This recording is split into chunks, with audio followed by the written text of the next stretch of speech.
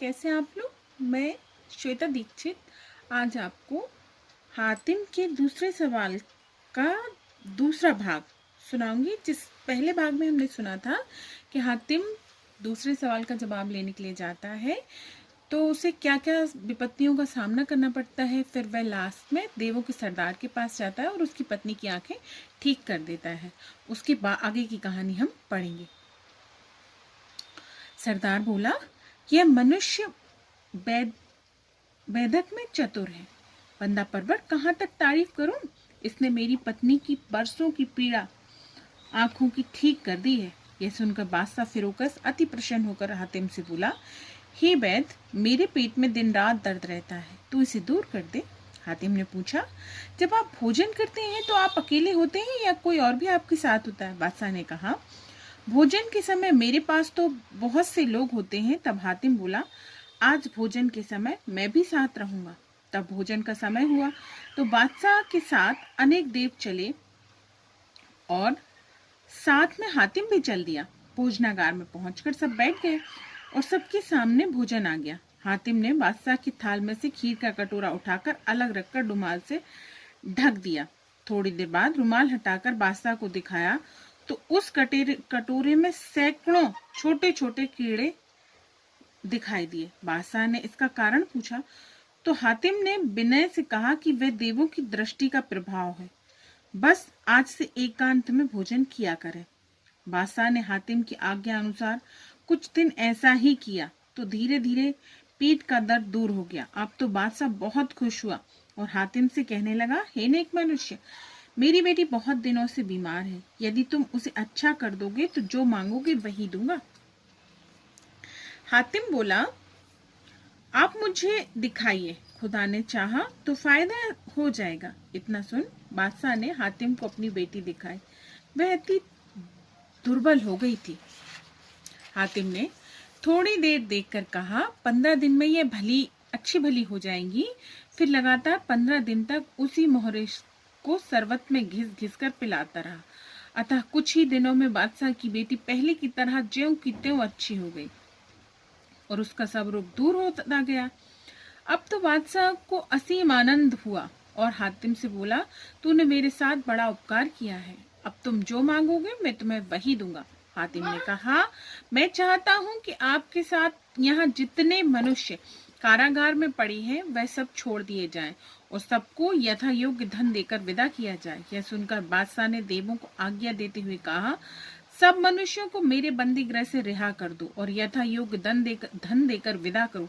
बादशाह की आज्ञा अनुसार देवों ने सब मनुष्यों को जेल से रिहा कर दिया और सबको यथा योग्य धन देकर विदा किया। बादशाह ने कई थाल मोतियों से भरकर हातिम के सामने रख दिए, जिसे देखकर हातिम बोला, मैं धन का लालची नहीं हूँ, बल्कि खुदा की राह में सबका भला करने को घर से निकला हूँ। बादशाह ने कहा, हे मनुष्य, यदि तू इस धन को स्वीकार ना करेगा तो मेरी यह सब प्रसन्नता मारी जाएगी। हातिम ने प्रार्थना की, मैं अकेला इतने भार को कैसे ले जा सकता हूँ। तब बादशाह ने कई देवों को आज्ञा दी, जाओ तुम इस मनुष्य को आदर के साथ पहुंचा कराओ।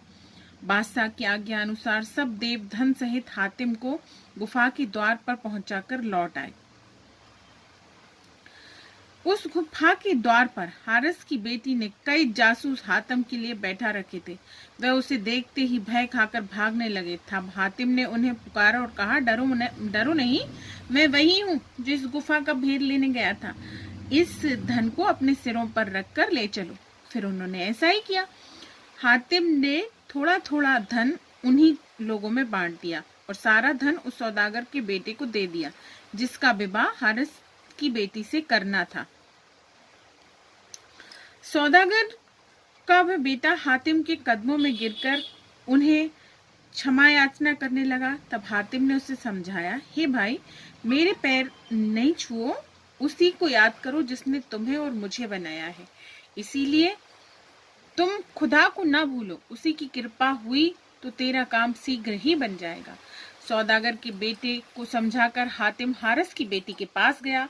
उसने पर्दे में से पूछा तो हातिम ने गुफा का सारा हाल सुना दिया और फिर बोला, तेरे एक सवाल का जवाब तो मैं ले आया। अब शीघ्र बोलो तुम्हारा दूसरा सवाल क्या है? तब हारस की बेटी कहने लगी, हर शुक्रवार को इस वन में से आवाज आती है, मैंने वह काम नहीं किया जो आज की रात मेरे काम आता, इसका भेद लाकर दो। यह सुनते ही हातिम फिर चल दिया। चलते चलते एक गांव में पहुंचा और देखा कि सब ग्रामवासी रो रहे हैं। हातिम ने रोने का कारण पूछा तो एक मनुष्य के द्वारा ज्ञात हुआ कि इस गांव में हर शुक्रवार को एक बला आती है और एक आदमी को खा जाती है। इत्तेफाक से आज गांव के मुखिया के बेटे की बारी है, इसी कारण सब रो रहे हैं। यह सुनते ही हातिम मुखिया के पास गया और जाकर बोला, रो मत, तुम्हारे बेटे के बदले आज बला का भोजन मैं बनूंगा। मुखिया बड़ा प्रसन्न हुआ और धन्य धन्य कहने लगा। फिर बोला, हे भाई, उस बला के आगमन में 4 दिन शेष है। हातिम ने कहा, यदि उस बला का रूप देखा हो तो बताओ। मुखिया ने पृथ्वी पर उसकी तस्वीर बना दी, जिसे देखकर हातिम ने कहा, इसका नाम हल्कू है। अब यह बताओ कि क्या तुम्हारे गांव में शीशागार भी है? मुखिया ने कहा, अवश्य है। इतना सुनते ही मुखिया के साथ हातिम शीशागार के घर पर पहुंचा और बोला, एक आईना ऐसा बनाओ जो वर्गाकार हो और उसकी प्रत्येक भुजा 200 गज की हो, तब तो उस बला को मारूंगा, नहीं तो वह सारे गांव को खाली कर देगा। शीशागार ने कहा, मैं शीघ्र ही आईना तैयार कर दूंगा, परंतु तुम उस बला से पीछा छुड़ाओ। फिर क्या था, शीशागार ने 3 दिन में आईना बना दिया। हातिम ने बहुत से आदमियों द्वारा उस आईने को वहां खड़ा कर दिया जहां वह बला आती थी। फिर उस आईने को एक बड़ी चादर से ढक दिया। इतना काम करके हातिम बोला, अब आनंद से तुम सब लोग अपने अपने घर जाओ और जो तमाशा देखना चाहे वह मेरे साथ रहे। यह सुनते ही सब जाने लगे, परंतु मुखिया का वह लड़का जिसकी उस दिन मरने की बारी थी, हातिम के पास रुक गया।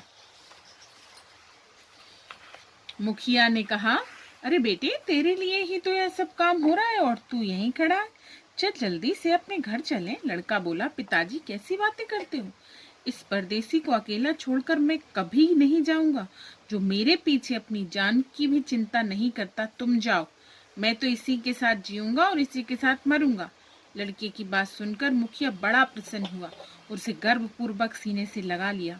इतने में ही सर्राट शब्द सबके कानों में पहुंचा। कुछ देर बाद ही मस्त हाथी की भांति झूमता हल्कू आता हुआ दिखाई दिया। उसके 9 मुख और 9 हाथ थे। ग्राम निवासी तो बहुत दूर खड़े होकर देख रहे थे। उसकी शकल देख भयभीत होकर अपने अपने घरों की ओर भाग गए। हातिम तनिक भी नहीं डरा। तब उसने देखा कि हल्कू करीब आ रहा है तो उसने झट आईने में से चादर हटा दी।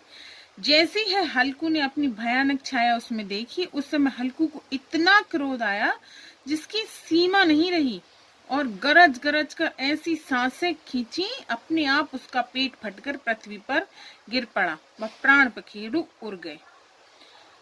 जब लोगों को मालूम हुआ कि हल्कू मर गया है तो सभी लोग एकत्रित होकर हातिम के पास आए, उसके गुण गाने लगे। मुखिया और उसका बेटा दोनों हातिम के चरणों में गिर पड़े और फिर बहुत से रुपए व मोहरें लाकर हातिम के सामने रख दी। हातिम ने कहा, मुझे धन का लोभ नहीं है, मैं तो खुदा की राह में परोपकार करता हूँ, इसीलिए यह रुपए व मोहरें नहीं लूंगा। तब मुखिया ने कहा, इधर आपका आगमन किस कारण हुआ? हातिम ने कहा, आज शुक्रवार का दिन है, सो आज के ही दिन इस वन में से यह जुमला सुनाई देता है, मैंने यह काम नहीं किया जो आज की रात मेरे काम आता। इसी शब्द का भेद लेने आया हूँ। मार्ग में चलते चलते आप लोगों के भी दर्शन हो गए। अब मुझे चलने की आज्ञा दीजिए।